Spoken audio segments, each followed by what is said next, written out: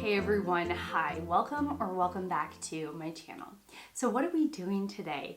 Today I am going to review or talk through all of the Caldecott winners from 2019 to 2022, so for the last 4 years. If you don't know what the Caldecott winner is, it is a medal that is given to the most distinguished American picture book for children. So this is the way that I figured out how to structure this video. I'm going to talk about the process, how I read these books, and then I'm going to go through the books by year. So I'm going to start with the oldest picture books, the oldest year, so that would be 2019. I'm going to go through all of those picture books, talking about them sort of in random order, but leaving the winner for the last. This is a multi-day process. Like, I'm filming this over a couple of different days, and so you might see outfit changes as I chat through books, and I'll tell you why in just a moment. Okay, so now let's actually get into the meat of this video. So the way that I read these books, I knew that I wanted to read them with my children, and I wanted us to focus on the illustrations. And so I had actually heard when I was in graduate school to be a librarian, there was something that teachers could do, or the librarian could do, with usually around 3rd and 4th grade is when this project works best. But basically you set up the Caldecott winners for a given year, and you have those students assess the illustrations, and then they can vote on which one they think should have won. And then you can compare and contrast the real winner to the ones that the students may have thought should have won, if those are differing in any way. And you can really make a whole event or a marathon of reading these picture books and really focusing again on the illustrations. So I knew I wanted to do a version of this with my children. And so what I would do is that for any given day after school, over the course of a week, what we did was that during snack time, after school, I would set up the books for any given year. So that whole year, the winner and the honors. So technically these, picture books were competing against each other, and I would set them up on the counter and we would start talking about the illustrations. And then I would pause and we would read through the books, the ones that caught our attention or captured our attention, or held our attention for the longest. So some of the books were a little over my kids' heads. And so sometimes I would just pause and kind of speed read through it, and then we would of course look and pause and look at the pictures and talk about what's going on in them, and it was really fun. So again, we did this over the course of a week, and here's what we came up with. So we're going to start with 2019, and you'll probably see me in a different outfit. Okay, so we're starting with 2019, and we're going to start with a really fantastic book. And it's called The Rough Patch by Brian Lies. And this is all about the grief of losing a pet, and the way that one feels and how we work through our grief rather. I thought the illustrations were stunning. I really loved the almost like cinematic way this book read. This is like one of those books that worked well on every level. A beautiful story, beautiful illustrations, and all very well done. But I could definitely see why it didn't win, because of who the winner was, I suppose. Okay, my next book is Thank You, Omu, and it's done by Oge Mora. And at first when I looked at this book, especially the cover and just flipping through it, I thought, oh gosh, this book is probably not for me. It's done in like a cutout style, and sometimes that works for me and sometimes that doesn't. And it was also kind of simple, and I thought, I'm just not really sure. And then of course I dug in, and my mind changed quite a bit. I thought the story was gorgeous. It was just a beautiful story. It's about giving and kindness and community, and the way that we connect to our community by giving something of ourselves. And I just thought that was beautiful. You can kind of look at the illustrations and make a decision about something, but it isn't until you actually read the book and see how the illustrations and the story work together, and then you can kind of decide how it works for you. And I decided that this was a really strong book, especially in terms of story and the way that the illustrations enhanced and told part of the story. Really interesting and really good. Okay, another book I initially thought I wasn't gonna like, and that is Alma and How She Got Her Name. And this is by Juana Martinez-Neal, and it is all about a little girl named Alma, and she has this really long name. Let me find it. So her name is Alma Sofia Esperanza Jose Pura Candela. And what the book does is that it takes every component of her name and tells the little girl named Alma where that part of her name comes from. And the book is sort of seems like it will be deceivingly simple in its illustrations, and the further you get along, the more detailed and elaborate and just gorgeous the illustrations get, if I'm being honest with you. I loved the gray tone that the illustrator used with this sort of pop of red and blue. I really like that muted style, and I thought it worked well for the story. And especially since it's talking about the past and the way that we connect to our past. That's a big theme with the Caldecott winners and honors for the last couple of years. The next book in 2019 is also incredibly strong, and it's called A Big Mooncake for Little Star, and this is written and illustrated by Grace Lin, and it is about a mother and a daughter, and the little daughter goes to sleep. And when she wakes up, she is tempted, sort of mischievously tempted by this really extra large mooncake that she made with her mother. And so she ends up eating the mooncake, which is also a mirror of the phases of the moon. And it's just one of those sort of charming, nonsensical books that works well for children.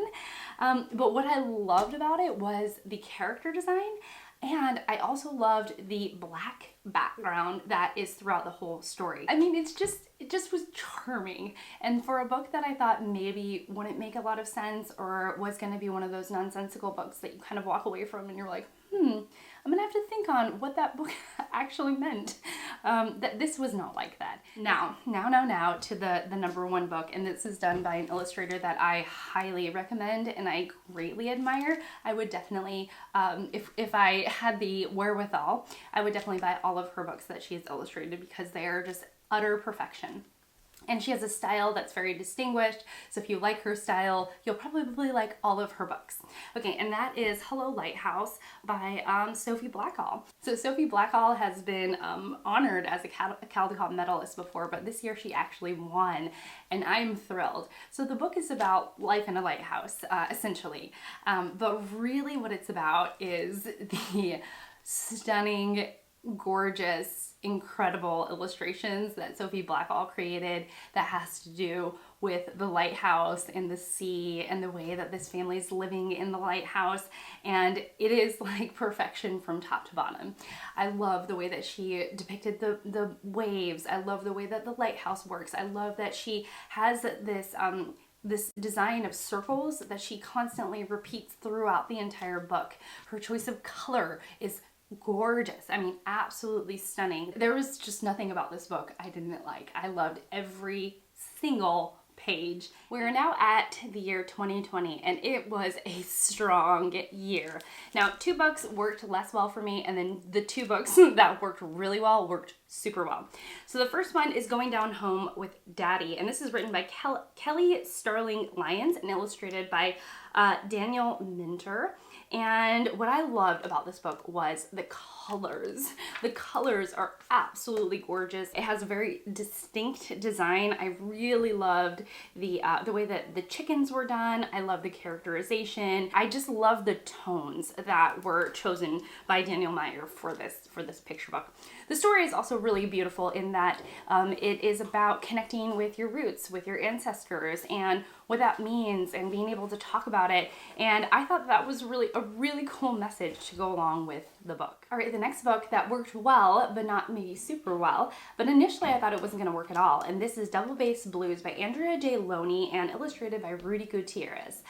Initially upon looking at this book, I thought this style really isn't for me.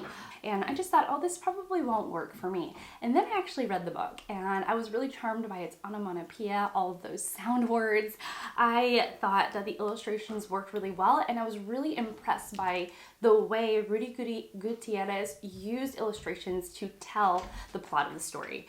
And I thought that was really well done. And it's all about connecting with your community over music and the connections that we can make over making music and sound. The next book is Bear Came Along, and it was written by Richard T. Morris, and it was illustrated by Lu Yan Pham. What I love about Bear Came Along is that this is like vintage inspiration, 1960s cartoon illustration inspiration to the max. The colors are bright yet muted. There has definitely got this like 60s Disney vibe to the character design, and the whole story actually has like a really funny and lovely plot. I was so delighted by it. My favorite book by far that I'm just so excited to share is The Undefeated, and it's written by Kwame Alexander and it's illustrated by Kadir Nelson. The book is about breaking barriers in U.S. history, and it's focusing specifically on those who broke barriers for Black Americans. And the illustrations were absolutely mind-blowing. I asked my husband, who is an art major in college, I said, how did Nelson create such depth in his illustrations? And my husband was saying that it was probably done in oil painting, which means that you can get this really gorgeous high gloss shine to it, but also create such depth in the shadows. And so it creates just an absolute perfection. I don't know. It's a perfection that you can only get with oil painting. We've arrived to 2020, and I am sad to report that I think this was the weakest group of illustrations I have seen so far. All right, so the first book I'm going to discuss is Outside In by Deborah Underwood, and it's illustrated by Cindy Derby. The illustrations, I thought they were whimsical, beautiful. I really love the sort of messy and like imprecise style that Cindy Derby has. I also love the color palette. I mean, rich, gorgeous greens and reds and just beautiful. I also like that it's set in the natural world. Outside In lacks any kind of story, and the story that is there is hard to grasp.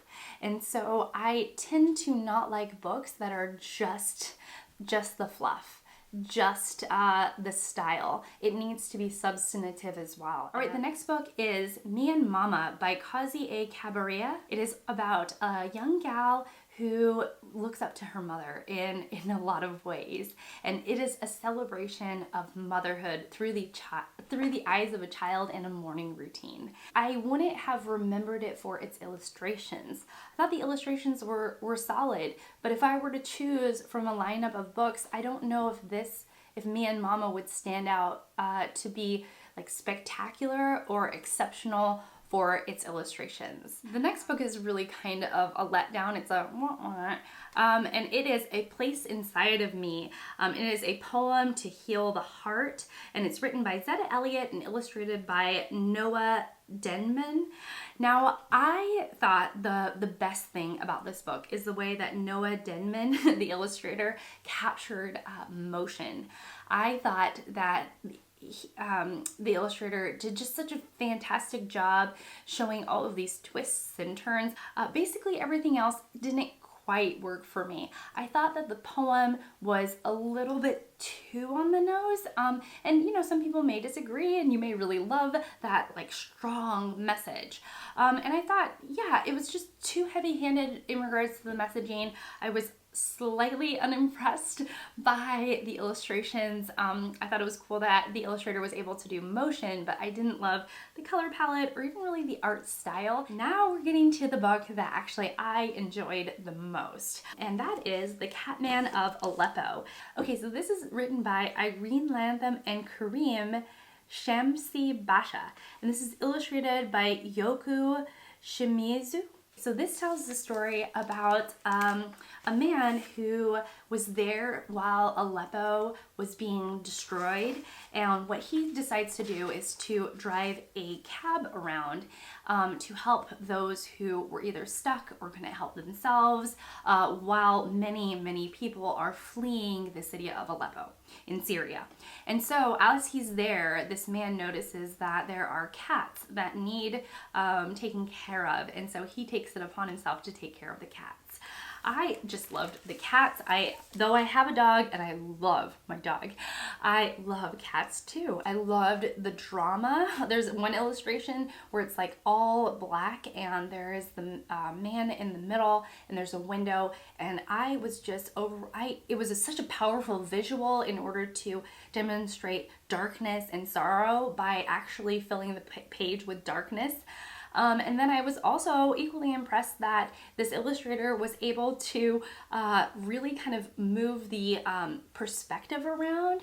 And so you really got all these varying perspectives. Like sometimes the cat is looking down at the man. Sometimes you are really pulled back so you see just hundreds of cats around. And that really leads me to my final thing. I thought the cats were really cute. Like I was really, really charmed by the illustrations, and I thought it was really, really well done. And so actually I would have chosen this as the winner of the Caldecott. What did win, rather, is another beautiful book, but again, it kind of falls into my category of being slightly underwhelming, and that is We Are Water Protectors by, and it's written by Carol Lindstrom and illustrated by Michaela Goad. Now, I thought the illustrations were very pretty. I love the blue and the focus on the water. As I was reading this, there is this metaphor that a snake takes over, and it is really like a pipeline, and then there is like building tension with this snake, and then the storyline totally drops off and ends up being about something else. And so I was very confused as to like the plotlessness of the book, and the fact that it read like Moana, but without any kind of story or drive to it. It was a bit more meditative than I would have remembered, but then I felt like I read it wrong because I thought the story was going somewhere and then it didn't. Believe it or not, I was actually kind of worried because I really didn't connect with the previous winners, and so now I'm feeling really relieved that that chapter is behind us and we're moving into 2022. So 2022 was a very strong year, a very strong year. So in no particular order, though, you know, right before, I guess I'll tell you the one that I thought should win versus the one that actually won. The first Caldecott honor in 2022 that I want to talk about is Have You Ever Seen a Flower? And this is written and illustrated by Sean Harris. Now, immediately I was delighted about the color palette. I love this color palette. Let me show you actually how much I love this color palette. Yeah, this is one of my dresses right here. This is another one of my dresses that I love. And here's a romper. I gravitate towards like neon colors sometimes. And so, you know, seeing Sean Harris's book, I was just like, that is gorgeous and I want to read it. Now, when I got into it, it is all about taking a moment to see a flower and like actually taking that moment to like put your nose inside and sniff, and then like what you could find in a little flower, and then it turns into like the magical, like what if you found a queen inside the flower. I thought that was, you know, was good. It was interesting. It was again a slightly plotless, but I just was really charmed by the chaotic illustrations that Sean Harris created, and so it allowed me a lot of forgiveness towards the semi-plotless book. The next book is Wonder Walkers by Micah Archer, written and illustrated by Micah Archer. I enjoyed the style of this book most. I think that's that's kind of a theme. And I actually really enjoyed the questions that Archer was able to ask throughout. But let's start with the illustrations. I loved the very elaborate paper cutout collage style art that Archer was able to create for this entire book. But I also could tell that there was so much detail and so many intricate little fine points to it that it must have taken Archer a ridiculously long amount of time to create something like this. And so I was just really impressed by it. Also, the book really is about a series of questions, and it's about questions about the world around us. And I really love books that ask questions. So, is the sun the world's light bulb? Like, that is sweet. And so I would actually ask my 6-year-old that, is the sun the world's light bulb? And he would think about it. The book really encourages children to wonder about the worlds around them. So one of them is, are trees the sky's legs? And so it's like being able to take something that we see every day and just shift our perspective on it. And I really, really love books like that. Okay, the next book that I'm going to talk about, it actually came up in a video I did about picture books back in December.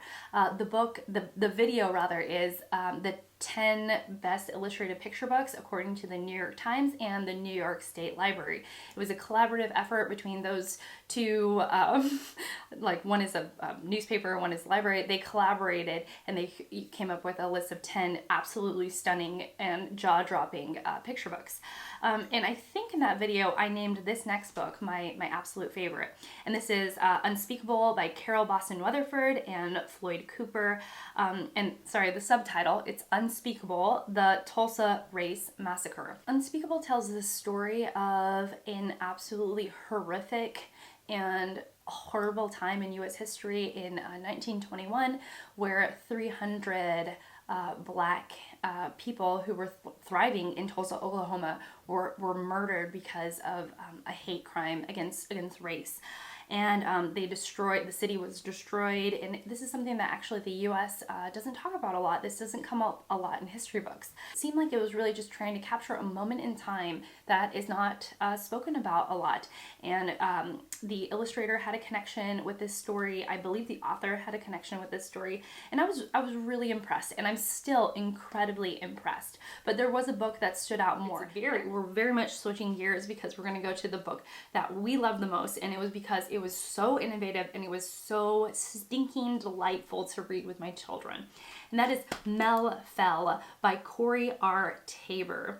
Okay, here's what I love about this book. This book you have to read on its side, and it actually gives you directions on how to read it. And so basically there are all these birds in the nest, and Mel, she just decides that she is ready to leave the nest, and so she jumps, and the entire story is her falling from the tree, and then there's a little twist, and you actually have to turn the book so that you have to go up the tree. So maybe I gave it away, but anyways, I mean, it's just such a delightful book. My kids thought it was hilarious. I've never seen anything like this. I've never seen anything quite this innovative. I've seen picture books do different things where you have to move it and manipulate it, and you have to look at it in a way that's a little bit different. There are books that do push the visual boundaries, or the boundaries of what you think a book can do, right? But this was just such a cool experience. And since I personally hadn't seen it before, I thought this was absolutely delightful. I mean, in so many ways. And I think I would have wanted this to win.